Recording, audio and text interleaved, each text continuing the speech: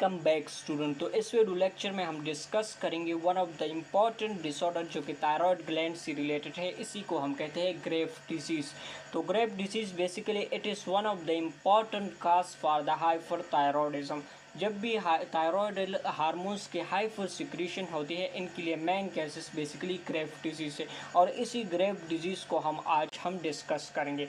तो अब देखिए हमारे पास जो रॉबर्ट ग्रेव है, तो राइट इन द 1796 उन्होंने कुछ पेशेंट को ऑब्जर्व किया जिसमें कुछ सिम्टम्स उन्होंने ऑब्जर्व की, जैसे वेट लॉस, टेकिकार्डिया जिसको हम कहते हैं एबनॉर्मल हार्ट बीट्स, और इसके अलावा पल्पिटेशंस के सिम्टम्स अलॉन्ग विद इट। इसी के साथ गोइटर कंडीशन भी उन्होंने ऑब्जर्व किया और इस डिजीज़ को उन्होंने नाम दिया grave disease on his own names. तो इसी को हम बेसिकली कहते हैं ग्रेव डिजीज़। तो ग्रेव डिजीज़ बेसिकली हमारे पास एक ऑटो इम्यून डिजीज़ है। ऑटो इम्यून डिजीज़ ऐसी किस्म की डिजीज़ को हम कहते हैं जिसमें इम्यून सिस्टम्स क्या कर देते हैं, अपनी ही सेल्स पर एक्ट करते हैं। और इम्यून सेल्स का बेसिक फंक्शंस क्या होता है, बेसिकली बॉडी को इन्हीं पैथोजेंस एंटीजेंस वगैरह को प्रोटेक्ट करना, ये बेसिक फंक्शंस होता है इम्यून सिस्टम्स का। लेकिन जब ऑटो इम्यूनिटी होती है या ऑटो इम्यून डिजीज़ अराइज होते हैं, तो इनमें यही बॉडी की जो इम्यून सिस्टम्स की जो सेल्स होती है वो बेसिकली अपनी ही सेल पर अटैक कर देती है और इसी को हम कहते हैं auto mean self immune disease, जिसमें इम्यून सेल्स इम्यून सिस्टम की जो सेल्स होते हैं वो बेसिकली अपनी ही बॉडी सेल्स पर अटैक कर देती है, जिसको हम कहते हैं ऑटो इम्यून डिजीज़। तो इस auto immune disease basically different type के होते हैं। इनमें एक जो डिजीज़ है वो बेसिकली के ग्रेव डिजीज़।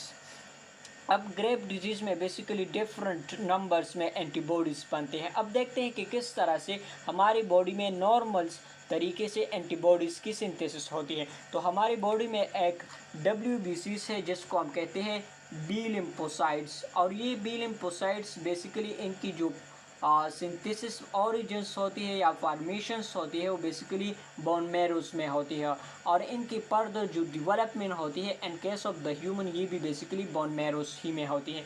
तो जब भी पैथोजेंस आते हैं एंटीजेंस वगैरह, तो ये प्रोलिफरेशन इनकी स्टार्ट हो जाती है और इनसे बनते हैं एक तरफ प्लाज्मा सेल्स और दूसरी साइड पर इनसे बनते हैं मेमोरी सेल्स। तो ये प्लाज्मा सेल बेसिकली क्या करते हैं, ये एंटीबॉडीज़ की प्रोडक्शंस करती है और ये antibodies basically against the specific antigens वगैरह ये एक्ट करते हैं और हमारी बॉडी को अगेंस्ट द एंटीजेंस प्रोटेक्ट करती है, जबकि ये मेमोरी सेल बेसिकली इन इनकाउंटर को मेमोराइज कर देते हैं। अब जब ग्रेव डिजीज़ होती है तो इनमें ये जो एंटीबॉडीज़ डिफरेंट नंबर्स में एंटीबॉडीज़ बनते हैं, यही antibody instead of protecting our body from the antigens ये अपनी ही सेल्स पर एक्ट करते हैं। तो अब देखते हैं कि इनमें कौन से एंटीबॉडीज़ बनते हैं और ये बॉडी के किस पार्ट पर एक्शंस करके वहाँ पर इन्फेक्शंस काज करते हैं। अब यहाँ पर देखिए ये जो ग्रेव डिजीज़ है इनमें 4 टाइप की एंटीबॉडीज़ बनते हैं। इनको डिफ्रेंशिएट करने के लिए हमने इसको नाम दिया antibodies 1, antibodies 2, antibodies 3 and antibodies 4। अब देखते हैं एंटीबॉडीज़ 1 को। तो जब antibodies 1 in case of the grave disease ये इनकी प्रोडक्शंस होती है, तो ये आके basically thyroid stimulating hormone receptors के साथ बाइंड हो जाते हैं और इनको स्टिमुलेट कर देता है, और इनके हाइपर स्टिमुलेशंस की वजह से थायराइड ग्लैंड के जो हार्मोन्स है जिसको हम कहते हैं T3 एंड T4 की सिंथेसिस को एनहेंस कर देते हैं, जिसको हम कहते हैं हाइपरथायरॉयडिज्म। अब ये जो थायराइड स्टिमुलेटिंग हार्मोन्स है ये बेसिकली रिलीज होते हैं फ्रॉम द एंटीरियर पिट्यूटरी और इनके लिए रिसेप्टर्स प्रेजेंट होते हैं on the thyroid glands. Next antibody हमारे पास एंटीबॉडीज 2 है। ये बेसिकली स्लाइटली ये डिफर होती है फ्रॉम द एंटीबॉडीज 1 से। अब जब ये एंटीबॉडीज 2 की प्रोडक्शंस होती है तो ये भी सेम रिसेप्टर के साथ बाइंड हो जाता है, जिसको हम कहते हैं थायराइड स्टिमुलेटिंग हार्मोन रिसेप्टर्स, और इनको स्टिमुलेट कर देता है, जिसकी वजह से basically instead of increasing the secretion of thyroidal hormone ये बेसिकली हाइपरट्रोफी काज कर देते हैं, यानी मसल सेल्स को इंक्रीज कर देते हैं, जिसकी वजह से ओवरऑल मसल साइज इंक्रीज होती है। और यहाँ पर जो हाइपरट्रोफी काज करते हैं antibodies P and the thyroid gland, जिसकी वजह से बेसिकली गोइटर की सिम्टम्स अफेयर होती हैं। तो हाइपरथायरॉयडिज्म एक एंटीबॉडीज काज करती है, जबकि दूसरे antibodies enlargement of the thyroid glands करती है, जिसको हम कहते हैं गॉइटर्स।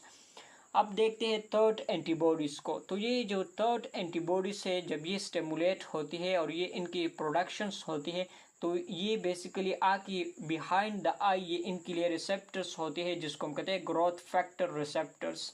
इनके साथ बाइंड होके इनको स्टिमुलेट कर देते हैं, जिसकी वजह से हाइपरट्रॉफी ये मसल हाइपरट्रॉफी काज कर देती है। यानी बेसिकली क्या होता है, इनमें जो एक्सोप्थाल्मस जो कंडीशंस होती है hyper secretion of the thyroid gland में, एक्सोप्थाल्मस जो कंडीशन है जिसमें प्रोट्रूजन ऑफ द आई बाल होती है, और इसी को हम कहते हैं बेसिकली प्रोप्टोसिस भी इसको हम कहते हैं। तो ये यहाँ पर बेसिकली एंटीबॉडी 3 जो है ये बेसिकली रिस्पॉन्सिबल होती है फॉर द एक्सोप्थाल्मस कंडीशंस। अब जो लास्ट एंटीबॉडीज है इसको हम कहते हैं एंटीबॉडीज 4। तो ये एंटीबॉडीज 4 जब इनकी प्रोडक्शंस होती है, तो ये आकी जो टेबिया की जो वेन रीजन है इनकी फ्रंट पर इनके लिए सेम रिसेप्टर्स होते हैं जैसे एंटीबॉडीज 3 के लिए, जिसको हम कहते हैं ग्रोथ फैक्टर रिसेप्टर्स। तो इनके साथ बाइंड होके इनको स्टिमुलेट कर देते हैं, जिसकी वजह से बेसिकली क्या होती है, प्रीटिबियल माइक्सोडिमा कंडीशन अराइज होते हैं। तो ये जो माइक्सोडिमा कंडीशन है ये बेसिकली डिफरेंट है फ्रॉम द माइक्सोडिमा कंडीशन जो कि हाइपोसिक्रीशन ऑफ द थायराइड की केस में होती है। अब यहाँ पर जो रॉबर्ट ग्रेफ ने जो पेशेंट में जो सिम्टम्स उन्होंने एब्जर्व किया था पेशेंट में, तो यहाँ पर इनकी बेसिकली काजेस भी, इनमें जो वेट लॉस था वो बेसिकली थायराइड हार्मोन के हाइपर सिक्रीशंस की वजह से इनमें वेट लॉस की सिम्टम्स थी। किस तरह से, वो बेसिकली जब hyper secretion thyroxine thyroid glands की होती है, तो इन ये बेसिकली क्या कर देते हैं, इन ये मेटाबॉलिक रेट को एनहेंस कर देते हैं, जिसकी वजह से वेट लॉस होती है। अब जो नेक्स्ट कंडीशन टेकिकार्डिया वगैरह उन्होंने ऑब्जर्व किया था, तो ये बेसिकली जब basal metabolic rate metabolism increase होती है, तो इसकी वजह से एबनॉर्मल हार्ट बीट भी होती है। So this is overall about the Graves disease.